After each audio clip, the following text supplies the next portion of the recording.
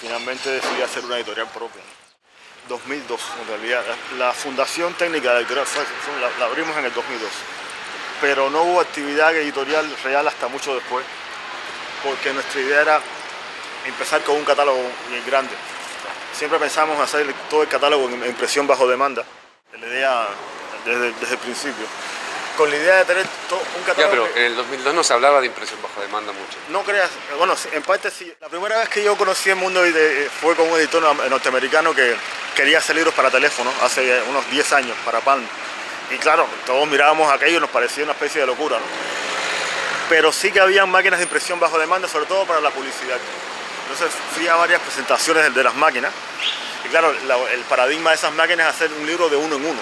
¿Eso que era del 2000 al 2002? Sí, más o menos en esa fecha, ¿no?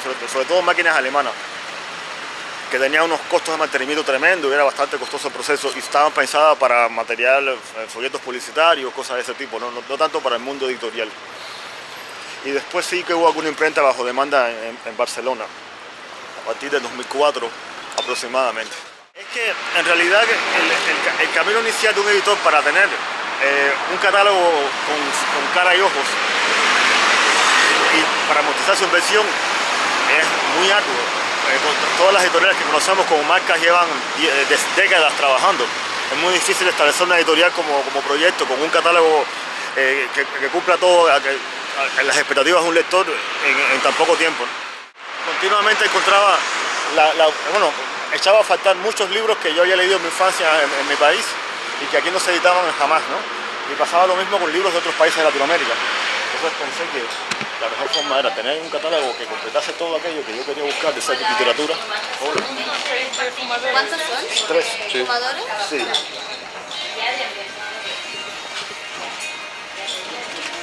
La idea era, antes de salir al mercado, empezar realmente a vender libros, tener un catálogo que tuviese todo el contenido que yo le echaba de menos.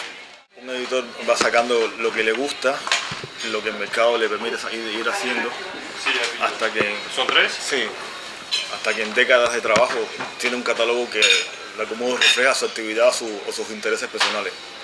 Sin embargo, yo lo que quería era tener los libros antes de tener el mercado y elegirlos libremente sin la presión de nada, de la industria, ¿no? Con el propio gusto. En impresión bajo demanda, el editor negocia con la imprenta no tanto sobre las tiradas de los libros, sino sobre la variedad de títulos que puede sacar. O sea, yo tengo una situación muy favorable para los acuerdos que llevo con las imprentas, a partir de que siempre empiezo con más de 1000 títulos. Eso lo sabías también cuando ya estabas Forma haciendo... parte del concepto también, en realidad. En realidad una máquina de impresión bajo demanda lo que hace es coordinar pedidos de impresión de manera automática, entonces no tiene ninguna dificultad. No sabemos si toda la lectura va a ser digital o si los libros van a ser todos electrónicos. Yo creo francamente que el papel tendrá mucha vida, es decir, el papel seguirá ahí. Sin embargo, ya la distribución es digital. Es decir, todos los canales de transmisión de información para editar un libro y distribuirlo son digitales, entonces de ahí un poco la cosa. ¿Todo es digital, sí o sí? Sí. En realidad te dabas cuenta que todo el proceso de edición, porque mi trabajo era editor, entre comillas, de mesa, el que leía los libros, hacía las correcciones o coordinaba correctores, te dabas cuenta que todo un trabajo intelectual o de copyright o de esfuerzo editorial tenía después una enorme inversión que pasaba por la imprenta para la salida del título al mercado. Y yo me decía, si puedo producir los títulos sin tener esa inversión como una parte de un peso financiero, puedo producir a otro ritmo, puedo completar catálogos completos, puedo tener todos los títulos de un autor sin ninguna restricción de contenido o financiera a la hora de hacer el proyecto. Fui técnicamente primero en el sentido de que ya habían imprenta, pero lo normal es que el editor repusiese títulos bajo demanda, pero no que pusiera la primera tirada bajo demanda. Okay. Sí, ¿Entonces fuiste pionero? Sí, era el primero que se asignó el concepto de impresión bajo demanda. Sí, imprentas había montones, ciertamente, ya estaba en el mercado. Pero tú utilizaba eso, pero lo utilizaba entre comillas Sí. al sistema tradicional, para editar una pequeña cantidad y situarlo sin... Una reposición de un ISBN ya inscrito con un tiraje inicial, una reimpresión. Pero lo que nadie hacía era novedad bajo En demanda. España, en el 2004-2005, en ese periodo, los editores que utilizaban la impresión bajo demanda lo hacían para descatalogar. Sí, exacto. Si nadie sacaba novedades.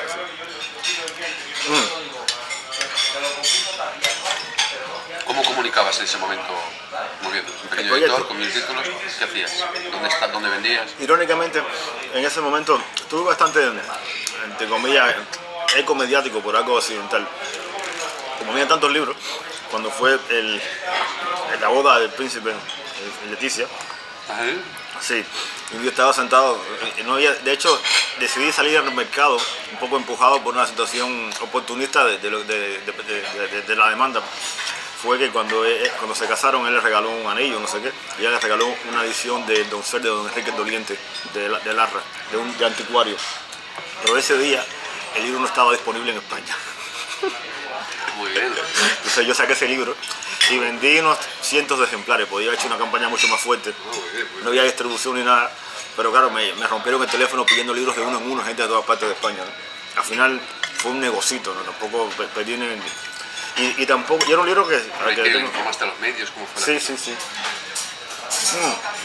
Telecinco y todo, fue divertidísimo. Pero yo estaba superado por la situación, pero no tenía distribución ni nada, ¿no? Es decir, Estabas tú mismo en tu oficina mandando libros. exacto, y Marte, por cierto. Pero después, digamos que me decepcionó un poco el tema de estar en los medios, en el sentido de que me fue más fácil distribuir el catálogo fuera de España que en España. O sea, durante años distribuí mejor en Inglaterra y Estados Unidos que aquí. Hay dos cosas. Lo primero, el enorme crecimiento de la población hispana en los Estados Unidos en las últimas décadas ha sido exponencial. No tanto que los hispanos sean consumidores de literatura clásica, como que también han crecido el número de estudiantes que estudian castellano en las universidades. Y en Estados Unidos y en Inglaterra, la impresión bajo demanda llegó de la mano en total matrimonio con los distribuidores. El distribuidor dijo, yo sé lo que me falta en pequeñas cantidades, que no vale la pena almacenar y que puedo imprimir yo, y ya me hago yo las imprentas bajo demanda. Entonces las principales imprentas nacieron dentro de las propias distribuidoras. Y de hecho, tuvo un primer contrato muy positivo con Ingram Distribución, que es un monstruo de la distribución de libros en Estados Unidos. Y estuve 3 meses mandando cajas, con trámites de aduana y sellos, historia, desbordado no tanto por los pedidos, sino por la falta de logística. Hasta que empecé a trabajar con la división de impresión bajo demanda de Ingram. Y en adelante la exportación es el envío de un PDF. ¿Sí? ¿No? Y luego, con la impresión bajo demanda, introducir 1000 títulos en un nuevo mercado es enviar un FTP, unos ficheros determinados y una metadata con esa información. Entonces entras muy rápidamente en otro mercado con un mecanismo de validación muy... Yo quería un corpus de contenido y mi idea era gestionar todo aquel contenido como una base de datos global. ¿Cómo gestionar bien un corpus lingüístico? Y cómo tener todas las metadatas y los ficheros de un modo tal que pudieras imprimir de uno en uno todo el catálogo, o que pudieras verlo en aparatos de smartphone, en ebooks, papel. Hubo un libro para mí radical que es El negocio de los libros, Book Business, de Jason Einstein. Él es editor jefe de Random House. Es el catálogo lo que hace que la editorial sea sostenible económicamente y que mantenga una plataforma de lectores fieles. El futuro es que tengamos un catálogo muy amplio, que llegue a lectores muy fieles y que lleguen las cantidades que el mercado desea, sin que nos La ponga componente demasiado. intelectual de ese proceso es Epstein. Sí, es el padre del Expresso Book Machine. Y es un corpus con una forma determinada. Se podría ofrecer partes del corpus en la relación que decide el lector.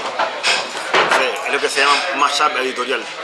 Servir todo el catálogo en XML, permitir que cualquier lector extraiga fragmentos. Es decir, es tan sencillo como que puedes coger un capítulo de La Celestina y un poema de Góngora y un texto de Quevedo, Tu carreta del siglo de oro. y montarte un libro a tu medida, un ebook o un libro en papel. Y eso es lo que estamos terminando ahora.